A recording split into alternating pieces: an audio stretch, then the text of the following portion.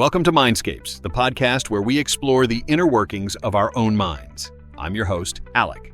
And I'm Abby. It's great to be with you all. Today we're diving into a fascinating and sometimes tricky territory, the world of our unspoken thoughts. That's right. We're talking about that constant stream of consciousness, the comments, the questions, the judgments, and the random observations that run through our heads all day long but almost never get said out loud. It's like having a secret radio station playing in your brain 24/7, and you're the only one who can hear it. It's wild when you actually stop to think about it. It really is. Think about it, Abby. In the time it took us to say these introductions, how many other thoughts have already zipped through your mind? Oh, easily a dozen. Everything from I love this topic to did I leave the stove on, and I wonder what our listeners are thinking about right now. It's a constant flow. Exactly. This internal monologue is a fundamental part of being human, but what's really interesting is the filter between that inner world and the outer world. Why don't we say everything we think? Well, for one, it would be absolute chaos. Imagine if everyone just blurted out every single thought. Social interactions would be a minefield. A minefield. The filter is a social survival tool. It's what stops you from telling your boss that their new haircut looks terrible, or telling a friend that their story is, frankly, boring.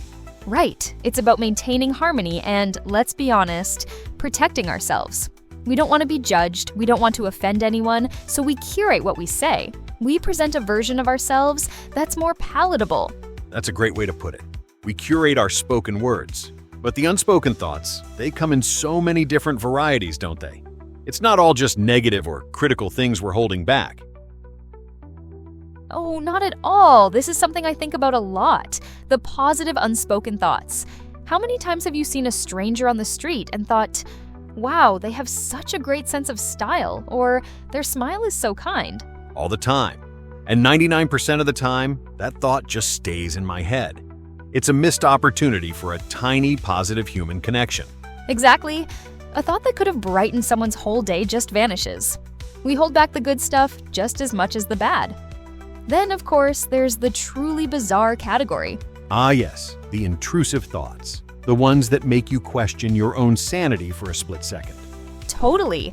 Like when you're in a dead silent meeting and your brain just goes, what if you just started singing right now?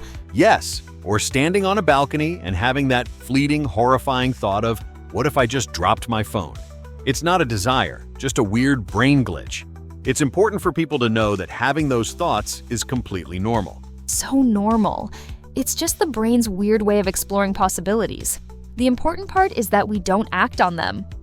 Our filter works. Let's talk about where this gets really complex, though, in our relationships. That space between what we think and what we say to the people we're closest to. This is where unspoken thoughts can either be a relationship saver or a relationship destroyer. How so? Well, on the one hand, not commenting on every little habit that annoys you about your partner is probably key to long-term happiness. You let the small stuff go. That's a healthy filter. Right? A necessary grace. But on the other hand, when the unspoken thoughts are about your core needs, your feelings of hurt, or your deep appreciation, and you keep those inside, that's when things get dangerous. That's the breeding ground for resentment. The thought of, I feel like I'm doing all the work here, if left unspoken, doesn't just go away. It festers. It totally festers, and it starts to color every interaction you have. You get snappy or distant, and your partner has no idea why because the root cause has never been spoken. They can't read your mind. And it's true for positive thoughts, too. How many people feel underappreciated in their relationships simply because their partner thinks loving thoughts but doesn't say them? That is so important. Thinking, I'm so lucky to have you is wonderful, but saying, I'm so lucky to have you is what nurtures the connection. We can't assume people know what's in our heads. So this all leads us to the ultimate question. What should we do? Should we try to speak more of our unspoken thoughts? Is the goal to have no filter at all?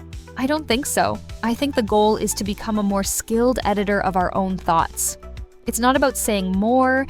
It's about being more intentional with what we choose to say and what we choose to let go. A skilled editor? I like that. So, how do you make that choice? How do you decide which thoughts get promoted from unspoken to spoken? For me, I try to pause and ask a few questions. First, what is my motivation for saying this? Am I trying to help, to connect, to clarify, or am I just trying to vent or criticize? Checking the intent, that's key. Second, is this the right time and place? A difficult conversation is probably not best had when you're both stressed and running out the door. And third, perhaps most importantly, how can I say this constructively? The raw thought might be, "You're so messy." But the constructive spoken version is, "Hey, I feel stressed when the living room is cluttered. Could we work together to keep it tidier?" That translation is everything. You're taking the messy, emotional, unspoken thought and refining it into something that builds understanding instead of just creating conflict. It's a skill, and it takes practice. It's about learning to be a good steward of your own inner world. Speaking of practice, I think it might be helpful to give our listeners a concrete tool, something they can try to get more in touch with, that inner world we've been talking about. That's a great idea, Abby. A very practical tool that anyone can use is journaling. It sounds simple, but it's a powerful way to start observing your thoughts without judgment. That sounds powerful. Can you give us an example of how cognitive reframing works in practice? Journaling is a great starting point. Another technique I find incredibly helpful is mindfulness meditation. It's about creating a space to simply observe your thoughts as they come and go without getting attached to them. It's about being the watcher of your mind. And that watcher, that observer, is the part of you that can then make a conscious choice. It can see a thought bubble up, say, a flash of irritation, and decide, okay, this isn't worth saying, I'm just tired. Or it can see another thought and recognize, this is important, this needs to be shared. It's about moving from a reactive to a creative relationship with our own minds. Another powerful technique is what some psychologists call cognitive reframing. It's the practice of challenging and changing the way you think about a certain situation or thought. Absolutely. Let's say you have the unspoken thought, I'm terrible at public speaking. It feels like a fact. Cognitive reframing is the process of challenging that thought. You might ask yourself, is it true that I'm always terrible? Have there been times when I spoke well in a smaller group? What's a more accurate, less absolute way to think about this? So instead of "I'm terrible at it," you might reframe it to "I feel nervous about public speaking, but I'm capable of preparing and doing a good job." It's not about toxic positivity, it's about finding a more balanced and realistic perspective. That's a skill you can apply to so many unspoken thoughts that hold us back. And that's our exploration of unspoken thoughts for today. It's a complex world in there, but one worth understanding. We hope this conversation has given you some useful tools. Thanks for listening to Mindscapes. We'll see you on the next one.